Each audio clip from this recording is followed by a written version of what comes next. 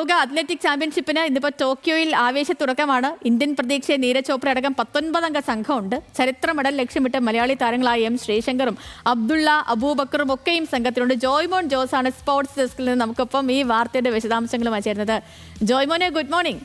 ഇപ്പോൾ ഒളിമ്പിക്സ് തുടങ്ങുമ്പോഴത്തേനും കായിക പ്രേമികൾക്കൊക്കെ ആവേശമാണ്, പക്ഷേ കാലാവസ്ഥയിൽ ചെറിയൊരു ആശങ്കയും നിൽക്കുന്നുണ്ടല്ലേ?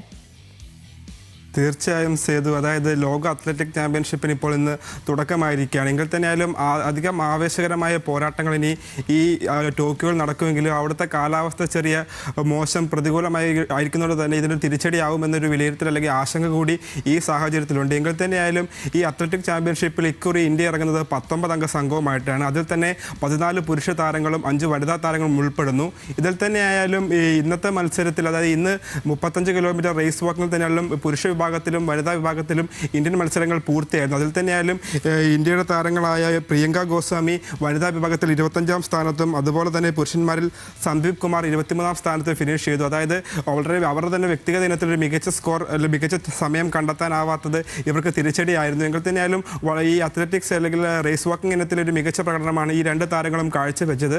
അപ്പോൾ ഇന്നത്തെ ഈ മത്സരത്തിൽ ഇനി ഒരു മത്സരം കൂടിയാണ് ഇന്ത്യക്ക് ഇന്ന് ഇതിലുള്ളത്. അതിൽ തന്നെയായാലും 1500 മീറ്ററിൻ്റെ ഹീറ്റ്സിൽ അതുപോലെ പൂജ അല്ല ഇന്ന് ഇന്ത്യക്കായി കളത്തിലിറങ്ങുന്നുണ്ട്.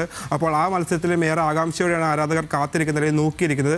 അപ്പോൾ ഇനി വരും ദിവസങ്ങളിലാണ് ഈ വാശിയേറെ, അതായത് ഇന്ത്യൻ മെഡൽ പ്രതീക്ഷകളുമായി ഇന്ത്യൻ താരങ്ങൾ കളത്തിലിറങ്ങും. അതിൽ തന്നെയായാലും ഏറ്റവും ആരാധകർ കാത്തിരിക്കുന്നത് നീരജ് ചോപ്രയാണ്. അതായത് തുടർച്ചയായ 3-ാം ലോക അത്ലറ്റിക് ചാമ്പ്യൻഷിപ്പ് മെഡൽ ലക്ഷ്യമിട്ടാകും നിലവിലെ ചാമ്പ്യൻ കൂടിയായ നീരജ് ചോപ്ര ഇക്കുറി ഇറങ്ങുക. അതിൽ തന്നെയായാലും ഒരു വാശിയേറിയ പോരാട്ടമാണ് നമ്മൾ പ്രതീക്ഷിക്കുന്നത്. അതെന്നു വെച്ചാൽ പാകിസ്ഥാൻ തരം, അതായത് പാരീസ് ഒളിമ്പിക്സിൽ ഏറ്റുമുട്ടിയ പാകിസ്ഥാൻ തരം വർഷത് നദീമുമായിട്ട് നീരജ് ചോപ്ര ഇക്കുറി നേർക്കുനേർ വരുമെന്നാണ് നമുക്ക് അറിയാൻ സാധിക്കുന്നത്. അതായത് ഒരു ഇടവേളയ്ക്ക് ശേഷം, അതായത് പാരീസ് ഒളിമ്പിക്സിന് ശേഷം പിന്നീട് നടന്ന പല അത്ലറ്റിക്സ് ഈവൻറ്റുകളിലും ഈ രണ്ട് താരങ്ങൾ ഒരു നേർക്കുനേർ വന്നില്ല. അതുകൊണ്ട് തന്നെ ഒരു വാശിയേറിയ പോരാട്ടമാണ് ഇത്തവണ കാത്തിരിക്കുന്നത്. പിന്നെ മുന്നോട്ട് പോവുകയാണെങ്കിൽ മലയാളികൾക്ക് അഭിമാനമായി എം ശ്രീശങ്കറും അതുപോലെ തന്നെ അബ്ദുള്ള അബൂബക്കറും ഒക്കെ ഈ അത്ലറ്റിക്സ് ഇവൻറ്റിൽ ഇറങ്ങുന്നുണ്ട്. അപ്പോൾ ഇവരുടെ അത് ശ്രീശങ്കറിൻ്റെ കാര്യം എടുക്കുകയാണെങ്കിൽ ഒരു വർഷത്തെ ഇടവേളയ്ക്ക് ശേഷം, അതായത് പരിക്ക് കാരണം പാരീസ് ഒളിമ്പിക്സ് താരത്തിന് നഷ്ടമായിരുന്നു, അതിനുശേഷം തിരിച്ചെത്തുകയാണ്. അപ്പോൾ അതൊരു വലിയൊരു പ്രതീക്ഷയോടെയാണ് കേരളം നോക്കുന്നത്. അതുപോലെ തന്നെ അബ്ദുള്ള അബൂബക്കർ ആയാലും ഒരു മികച്ച പ്രകടനം ഇക്കുറി കാഴ്ചവെക്കുന്ന ഒരു പ്രതീക്ഷ